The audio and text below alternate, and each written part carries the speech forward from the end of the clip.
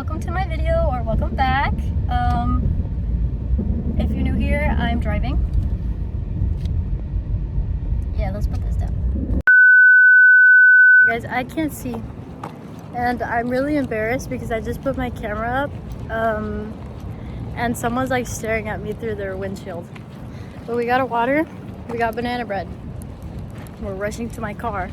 It was too hot to be in there and record, and I only have 20 minutes to record. So, yeah, BRB. Hey, we're parked. And we're back in my car. So, it was way too hot to stay in here, honestly, if I'm being completely honest with you. It was too hot. We went to Starbucks. Banana bread. We meaning me and you. But yeah, I went to Starbucks with you guys, grabbed a cup of water, grabbed banana bread, came back to my car, hoping I have enough time to record because I have to work in 20 minutes. Yeah. But I did want to share with you guys the story of how the process that I am in the middle of is going with my family, with my dad. If you saw the title of my video, no, I'm not glad that my dad was detained by ICE. I feel like I have to say that. I feel like that is necessary. I'm just clickbaiter. I'm just mastermind manipulator. I apologize. But yeah, let's get on with the video.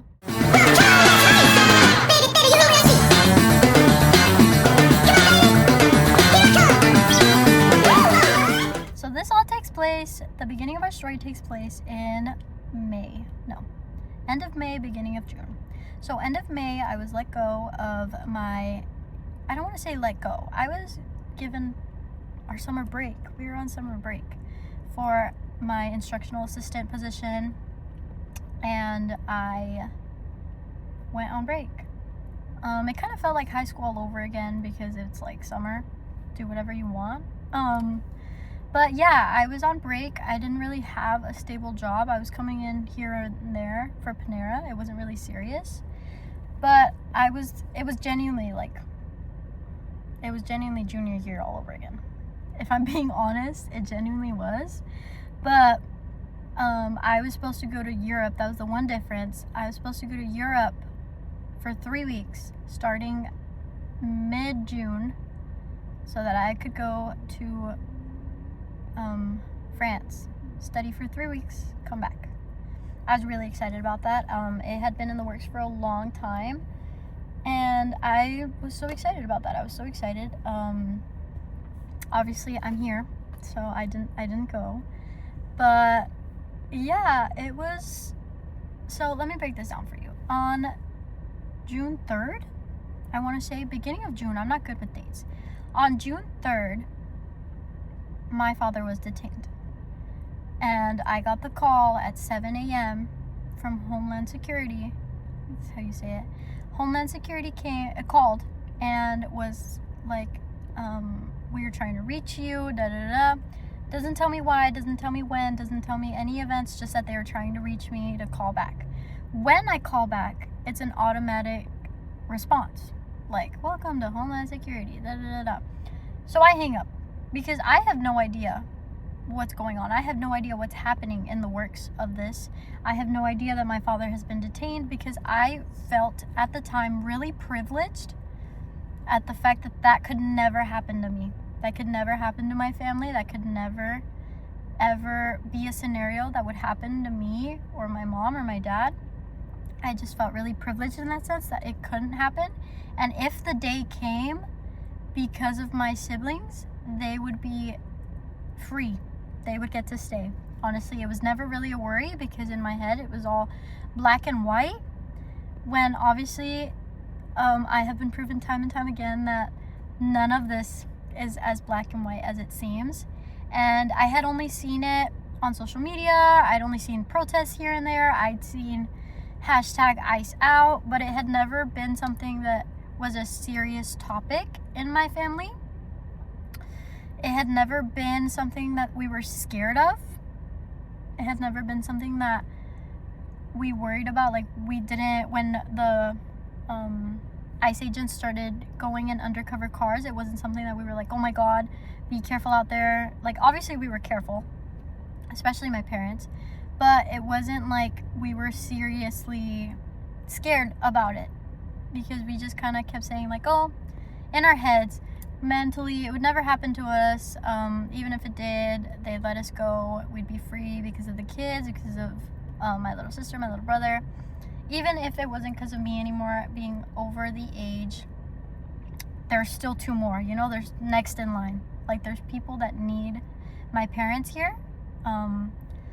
So yeah, when they call and I call back, I figure out it's just an automated response. I'm like, whatever, hang up, go about my day, because I wasn't thinking about it. I wasn't thinking my mom or my dad were detained by ICE, until my mom calls me around 8 and she's like, what have you heard? What are you doing? Where are you? Where are you? Who has called you? Have you heard anything? And I'm like, slow down. What's going on? What's happening? I don't understand. I don't get it. I don't know what you're talking about. And to which she just responds, okay, bye, and hangs up the phone just like that. Because my mom already knew, obviously. I did not, and I started to feel really anxious. Like, what's going on? What's happening? Where is this going? What's gonna happen? I don't know. Not a lot of you know, but back in February of 2025, my cousin passed away, and that was also told in a way that was like out of the blue, and it was so unexpected that I have an anxiety for that kind of thing. I have an anxiety for being told news out of the blue, and it also has a lot to do with my lack of control around the situations that don't involve me or that I can't control. So there's a lot of anxiety around that. So obviously when I'm told that when I know that someone is freaking out and I don't know why, that freaks me out, and I was anxious. My mom makes it home and she says, you have to sit down. You have to sit down. What have you heard? Have you called your dad? When I hear that, my heart plummets. I'm like, I didn't think of calling my dad. My dad gets off at 2. I didn't think to call him. I didn't think to ask if he was okay. Something happened to him, and I didn't call. I didn't ask. I didn't make any decisions to call. I didn't ask any questions. I should have asked more questions. My brain is going a million miles a minute. I'm like, just tell me. Just say what it is. Get it out of the way. I can't do this. You can't just... It was so stressful, you guys. So stressful.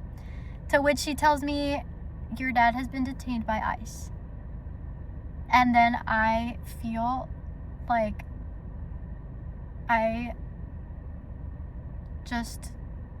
it feels like an explosion. It does. Because you don't really know what you feel mentally. This is all mentally. It's like, boom, something big just happened. And you there's nothing you can do. We don't know anything. We don't have any information. We don't know where he is. We just know that he's been detained. We don't have a backup plan. We don't have a plan B. We don't know if he's coming out today, tomorrow, the next day. This was back in June. And I feel my heart sink even lower, to where I'm like, this is real. This happened to us, and it's real, and it happened, and shoot.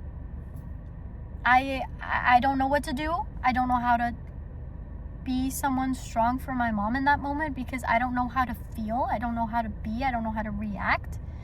My brother starts crying. I am just sitting there like, this is a prank. We're being pranked. What would you do? Like, I didn't think that could ever happen to us.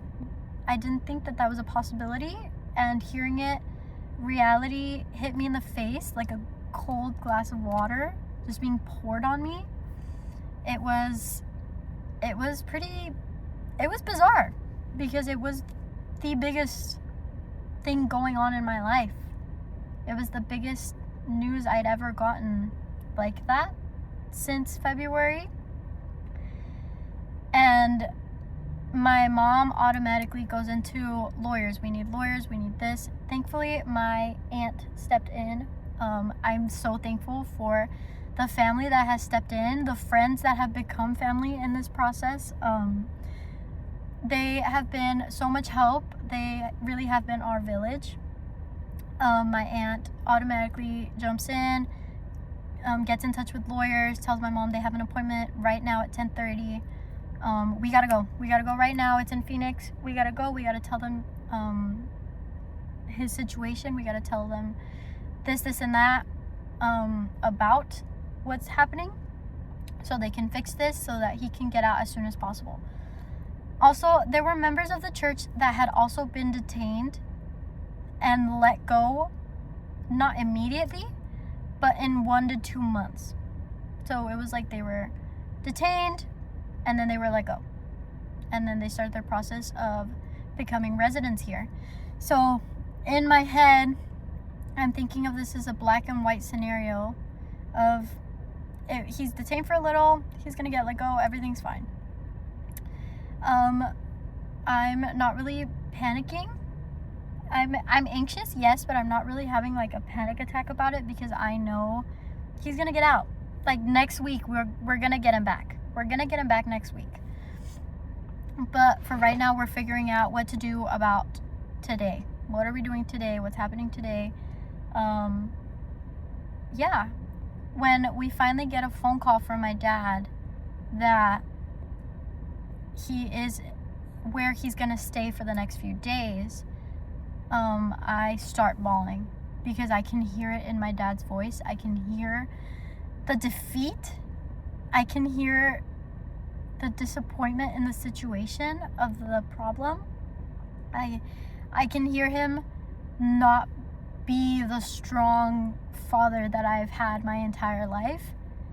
It was honestly bizarre to see that, to hear it, to hear my father not be the strong man that he fronted with us for our entire lives. My dad was so strong. Like, he wasn't the type to really show lots of emotion. He wasn't an angry person, and he's not an angry person, but he's so passive. I'm so used to him being passive. Even when he would get us in trouble for something, or I'd be grounded, there was always a passive, he is a very calm person. He's a very head-on person, and to hear him like that tore my heart out in shreds, because I could hear it in his voice how sad he was, how scared he was. Because then I felt, if he's scared, then I'm scared. I'm scared for where we are. I'm scared for what we're gonna do. I'm scared for what happens next. And I remember being with my mom, and she's on the phone with him. She has it on speaker, and I'm just sitting there looking through information, trying to find his things, his documents, everything. And she says, "Do you want to talk to the kids?" And my dad just says, I can't, and his voice breaks. And it gets me to this day. I still think about that phone call every day. To hear him like that, to hear him break down like that, was terrifying, because it was terrifying. We didn't know what was going to happen. We didn't know where he would be. We didn't know what we would do. We didn't know anything. We didn't. And that was really scary. The unknown is so scary to me, and it makes me so anxious. And in that moment, I had never felt worse, because we didn't know what tomorrow would bring. We didn't know. We didn't have an understanding of what the legal process was for all of this. And it was like, automatically, it was like, you have to have faith. You have to have faith. You have to trust that God is going to bring him out, that God has everything in control. You have to have faith in him. You have to have faith in the process. You have to learn to love the process. I feel like I've heard that so much over the course of these months. You have to learn to love the process. But yeah, that was so hard. It was hard. After that, it was just lawyers. What are we going to do? How are we going to pay this? I didn't go to Europe. I threw myself into work as much as I could and helping out at home. Like I said, thankfully to our family and our village, they automatically attempted to help as much as they could, figuring out my brother's schedule with where he goes. Like, my brother does extracurricular activities, so there were people that were like, I can take him. Both my grandmas came, stayed with us for a couple weeks to watch my sister while me and my mom worked and figured out lawyer stuff, and just, we had people taking care of us. And I'm always so thankful for them because they went through the most stressful time of their lives caring for us, because it was so out of the norms for us. And I really am so thankful that during the hardest moments of my life, or our lives at the moment, they were there and they stayed with us. And it was hard. It was hard. I'm not going to sit here and say that we were great, that we had everything figured out right away. I'm not going to sit here and tell you guys that we figured it out and that we had it all together, because even to this day, we are 2 months, almost 3 months into this, and we don't know.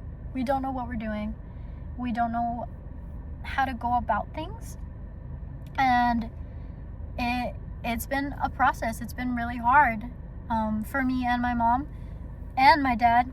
Being in there just in general brings him anxiety. Being out here, having to figure out how we pay bills, how we do this, who's going to pick up my brother, who's going to pick up sister, who's going to take her, who's going to watch her, who's going to go to work today, how many hours are we working today, how can we make this fit into our schedule, how can we throw church into this, how can we do this, and that. There's so many things that we had to figure out right away about where to go, what to do, what this does, what here goes. There were so many things that we needed to figure out, and to this day we aren't completely on it, but we're getting there, you know? And it's been such a crazy process. I don't wish this on anybody. This has been the hardest time of my life so far. Having to go from school and 2 jobs was hard enough. Having to go from school, 2 jobs, extra hours, and bills was insane. To go from paying stuff that was like light bills, Hulu, Disney, Netflix, the Wi-Fi, like meaningless bills, to full-on big bills was a crazy adjustment that we had to figure out, and I had to step in and be like, I'm an adult. I'm an adult. And I don't think I was really acting like one up until this happened. And so I had to step into that. It was hard. And every time I look back in high school saying, well, I pay bills, like I'm an adult. No, you are not. You are not an adult. You were not grown.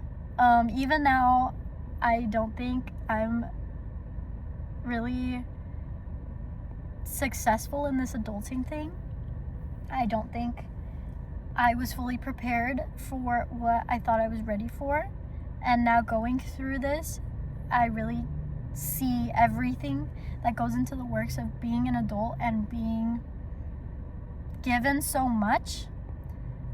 And I was so used to like praise for the little things that now when I stepped into this big responsibility, it was more of like, okay, today sucked. Get up again tomorrow. Do it all over again, you know? And it's been hard. I feel like I say that a lot. It's been so hard. It's been so hard. I don't wish this on anybody. And I don't want anybody to go through this. And it's the worst. It's the worst. And we were lucky and we are blessed to have so much support and to have a case that we have hope for, essentially. And I'm so grateful for that. And I thank God every chance I get that He has put things into place. And I have so much faith that my dad will get out soon and that everything's gonna go better. Not back to the way things were, because I don't think we can ever go back to that. But I hope that things go better than they have. And yeah, I think that right now there are a lot of people saying that the system isn't fair. It's not fair, and that's how life is, unfortunately. It's not fair, and it's sad, and it's angry, and it'll kick you in the face, and you gotta get up the next day and do it all over again. So yeah, I think the most heartbreaking of the process is how many no's we get. There have been a lot of court dates where we have been told no. He has been denied bail. He has been denied eligibility to be out here. He has been told no so many times. The way he is treated in there is despicable sometimes. There are people in there that are real monsters, and their staff. It's not even like people that sleep with him. It's people that work in the facility. I have been spoken to in a rude manner. I have been disrespected. I have been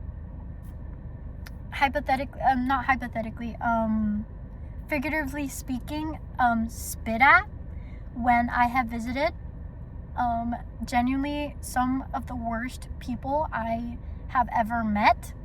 I met as staff in a detention center, and if that's you, I hope that God works in you and God works in your heart, because we are all humans and we are all people here, and no one is illegal on stolen land. And yeah, I feel like we hear that a lot. No one is illegal on stolen land, because it's all earth. It really is.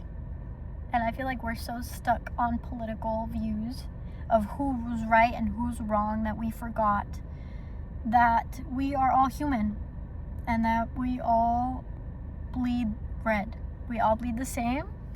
I don't know what else to say on that matter.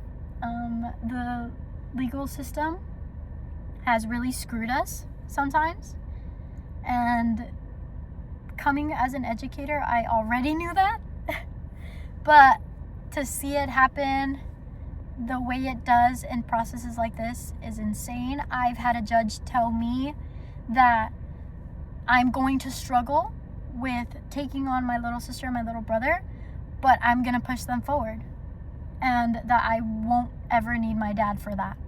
And that was insane to hear from a judge, to hear him say that he would rather I go through the struggles of going to school, having 2 jobs, taking care of 2 children, making sure that they have everything they need, everything they have to have, rather than to speak of the chance of my father getting freedom, is insane.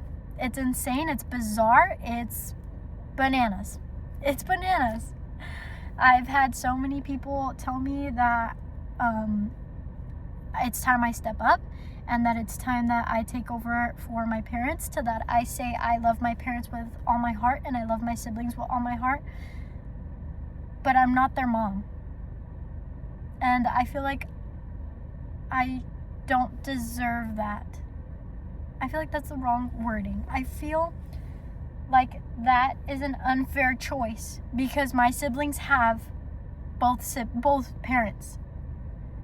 Both parents who have good jobs, who have good heads on their shoulders, who have never done anything wrong in this country other than step on it for too long. I don't know.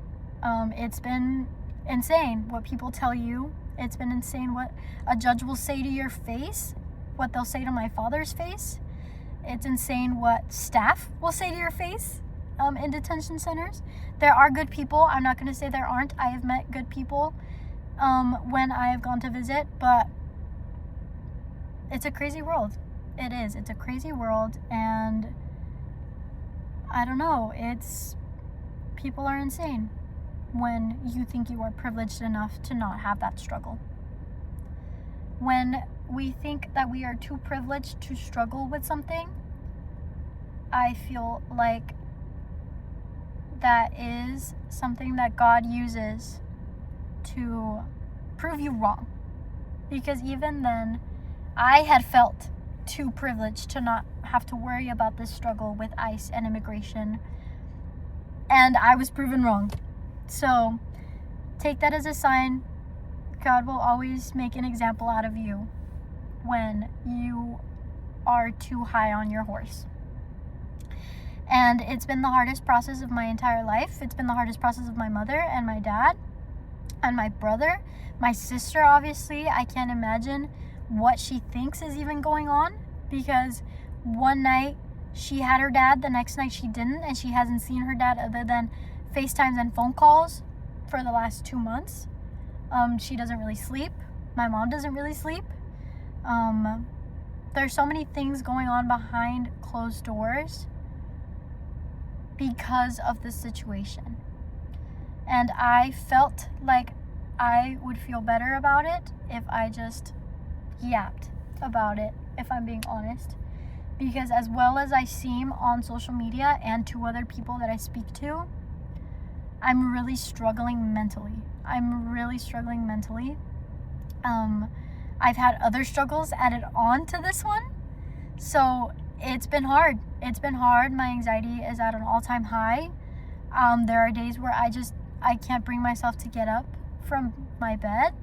And I've had a lot of mental struggles. I've had so many days where I don't want to exist.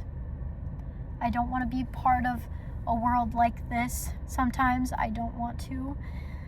And if I'm being honest, teaching and showing up into a classroom has really helped with that, because I get to look every kid in the face and think, wow, you have a future here. You don't even know the bad yet. You don't even see that. You're so full of sunshines and rainbows that you deserve to keep that mentality. And honestly, showing up for my kids and the kids that I